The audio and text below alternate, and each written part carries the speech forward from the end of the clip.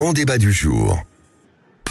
Une marche à Paris dimanche contre l'antisémitisme. Alors je pense que c'est une bonne initiative. C'est un appel au rassemblement de tous les Français. Il est stupéfiant d'entendre le silence, si vous me permettez cette expression, étourdissant face à plus de 1000 actes antisémites depuis le 7 octobre. La Première ministre participera à la manifestation. J'y participerai, Jordan Bardella y sera, l'ensemble de nos élus y seront. Mais marcher aux côtés de l'extrême droite, pour moi, c'est quelque chose qui est rédhibitoire. Elle est en train de faire un progrès, en quelque sorte, en direction de l'humanisme. Je vais quand même pas me plaindre de ça. En revanche, non, le tweet de Jean-Luc Mélenchon, pour moi, est très problématique. On doit pouvoir parler de l'antisémitisme dans le pays sans faire aucun lien avec ce qui se passe au Proche-Orient. Et hier, Gérard Larcher et Yael Braun-Pivet ont donc appelé tous ceux qui se reconnaissent dans les valeurs de la République à participer à cette marche dimanche, grande marche civique contre l'antisémitisme, une proposition qui divise forcément la classe politique. La France Insoumise a annoncé qu'elle n'y participerait pas, Philippe. Oui, alors que les actes antisémites se sont malheureusement multipliés depuis les attaques du Hamas le 7 octobre dernier, saluez-vous cette initiative? À l'heure où Yael Braun-Pivet et Gérard Larcher, la présidente de l'Assemblée nationale et le président du Sénat appellent à l'unité, la position de LFI vous pose-t-elle problème? Faut-il continuer à marginaliser le Rassemblement national? Est-ce une marche contre l'antisémitisme ou contre le terrorisme ou les deux? Est-ce que pour vous, ça devrait être une marche d'union nationale? Vous allez aller manifester, vous n'irez pas? Appelez-nous au 0826 300 300. Et pour le moment, à cette question, faut-il politiser la marche contre l'antisémitisme? Vous dites non à 89% sur Twitter. Et notre expert aujourd'hui, Yanis Roder, est avec nous, professeur d'histoire-géographie de Seine-Saint-Denis et directeur de l'Observatoire de l'éducation à la Fondation Jean Jaurès. Merci en tout cas d'être avec nous en direct sur Sud Radio. Philippe Bilger, forcément, pendant tout un temps, c'était plutôt assez politisé. Certains ont reculé, comme le PC, en disant finalement qu'ils participeraient à cette marche, alors qu'ils ne voulaient pas être liés au Rassemblement national. C'est sûr. En même temps, comment dire, j'ai l'impression qu'on regrette la politisation d'antan. Et pour ma part, je trouve encore qu'elle est dans les réactions concernant cette manifestation de dimanche prochain qui est pour la République et contre l'antisémitisme.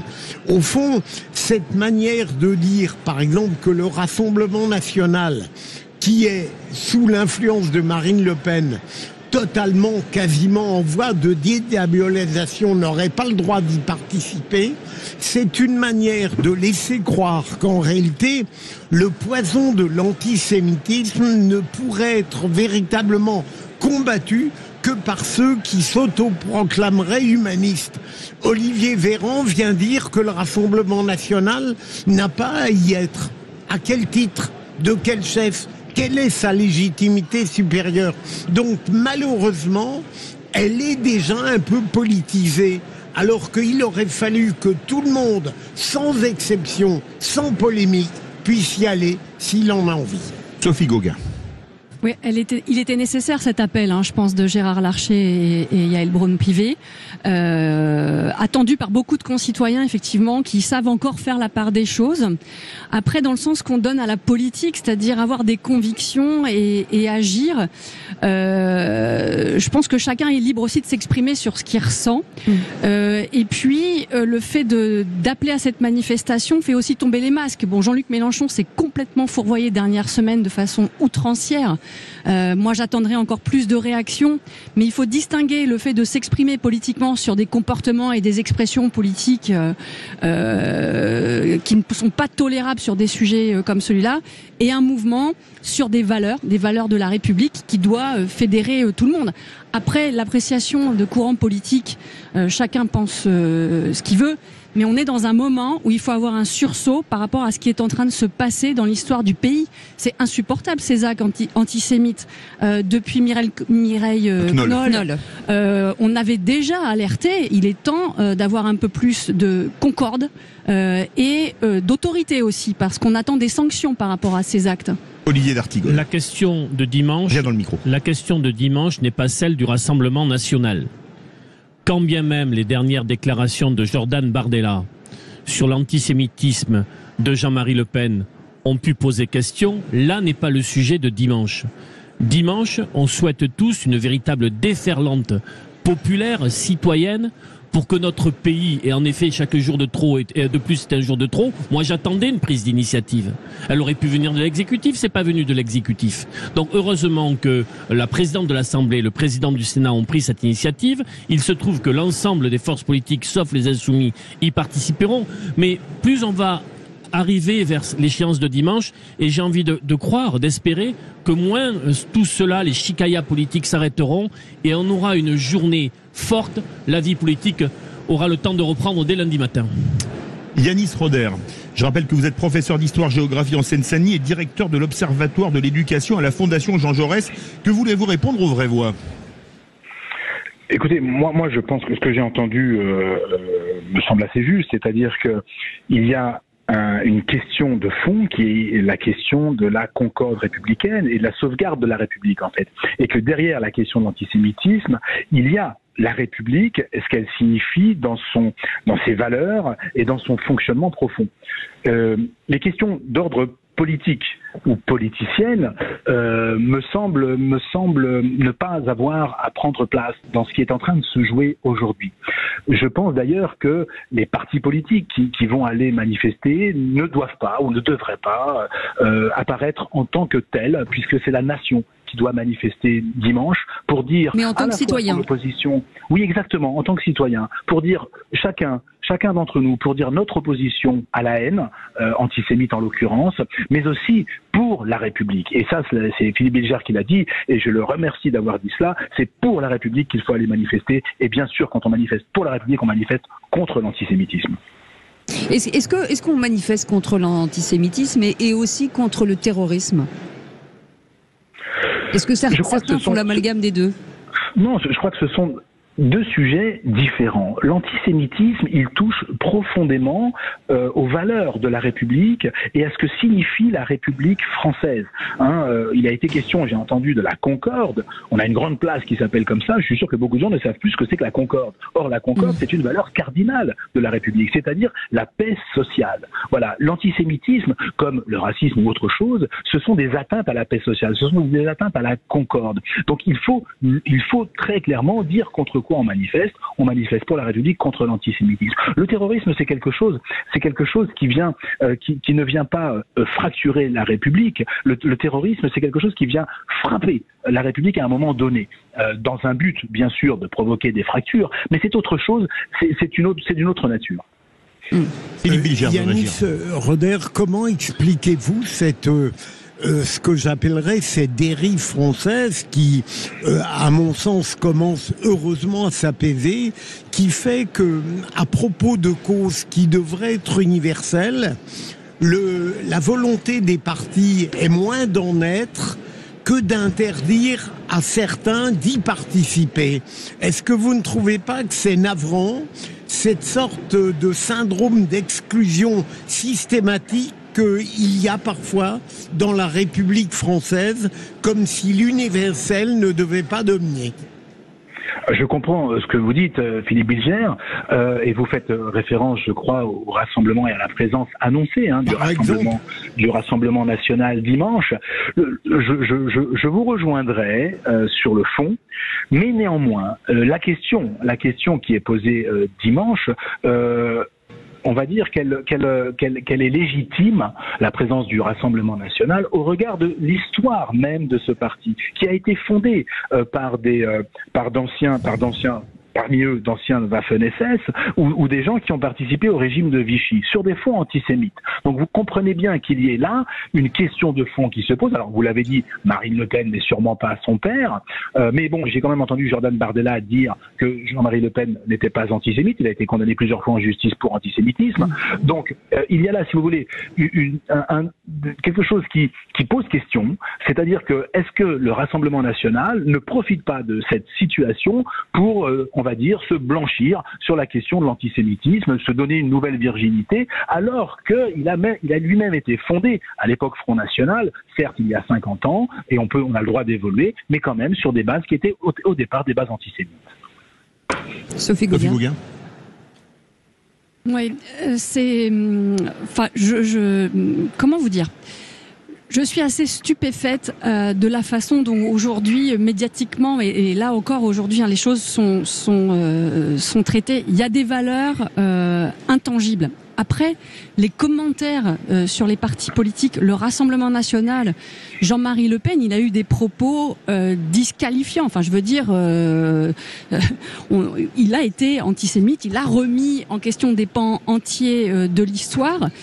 Mais aujourd'hui, s'il n'y a pas de sursaut et qu'on n'est pas capable de considérer la gravité de ce qui se passe dans le pays sans rentrer encore une fois dans ces batailles politiques, il sera temps après peut-être dimanche de revenir là-dessus. Mais moi je dis c'est grave parce que ça se passe dans tous les pays en ce moment. Si vous regardez l'actualité, il y a des personnes juives parce qu'elles sont juives qui se font attaquer partout. Ça se passe pas qu'en France, bien sûr, vous l'avez rappelé, oui, justement, même à Sydney, à Berlin, à Londres, à New York. À Paris, et ça se passe dans nos campagnes. Je le vis chez moi, donc il est temps de réagir collectivement. Il y aura le temps du commentaire, mais ce que je veux dire, c'est que là, c'est l'unité qu'il nous faut.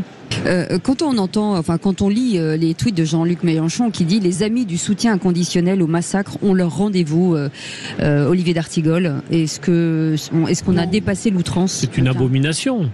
Mais depuis le 7 octobre, avant, mais l'accélération chez Jean-Luc Mélenchon de ce que je pensais être au début une ambiguïté est aujourd'hui une véritable dérive. Et le constat est dur pour les insoumis. Quand bien même ils auraient souhaité être présents dimanche, est-ce que les conditions auraient été réunies pour eux au regard de ce qu'ils ont dit et surtout aussi de ce qu'ils n'ont pas dit depuis le 7 octobre, notamment sur la qualification des crimes odieux du Hamas? Sophie, vous voulez réagir? Oui, juste avant, Sophie Gauguin, avant Frédéric Darcachon qui veut réagir aussi. Sophie? Ah pardon. Oui. Non, Jean-Luc Mélenchon devrait être sanctionné. Je ne sais pas, cher Philippe, comment. Mais il est plus parlementaire, oui, donc il n'y a plus que les tribunaux. Oui, voilà. Mais je pense que ça fait aussi partie du laxisme global auquel on assiste. C'est pas possible d'avoir des responsabilités politiques et de tenir de propos aussi outrageants et insultants vis-à-vis de la population. Je comprends pas. Là, les 0826 300 300, Frédéric Darcachon, une réaction avant de revenir à Yanis Roeder. Oui, si vous voulez, il y a une chose qui m'a quand même plus qu'interpellé, c'est en quelques semaines, comment a-t-il été possible en France, médiatiquement et tout, une telle montée de l'antisémitisme. C'est pas très vieux, il y a encore quelques mois, le moindre propos, le moindre mouvement antisémite, il y avait la DICRA, le MRAP, tout le monde tombait dessus. Là, ces gens-là, on les a pratiquement pas entendus. Et on arrive à une montée de l'antisémitisme, alors qu'il était certainement larvé. Moi, qui me stupéfait, et je vois quand même que le gouvernement français est d'une frilosité inimaginable pour réagir par rapport à ça, alors qu'il y a encore quelques mois, ça aurait été intolérable. Et je trouve ça très grave. Je dis très grave quand on en arrive à pouvoir, à ce que dans un pays comme la France, il puisse exister un tel mouvement antisémite. Je trouve ça très grave. Voilà. Yanis Roeder, pour rebondir sur ce qu'a dit Frédéric Darcachon, on a un peu le sentiment, je vais le décrypter, je pense, qu'il y a Frédéric, c'est ça, oui. Qui a un mauvais antisémitisme qui était l'antisémitisme d'extrême droite et un d'antisémitisme acceptable, celui qui vient des banlieues. Est-ce que finalement ce deux poids deux mesures, c'est pas ce que décrit Frédéric?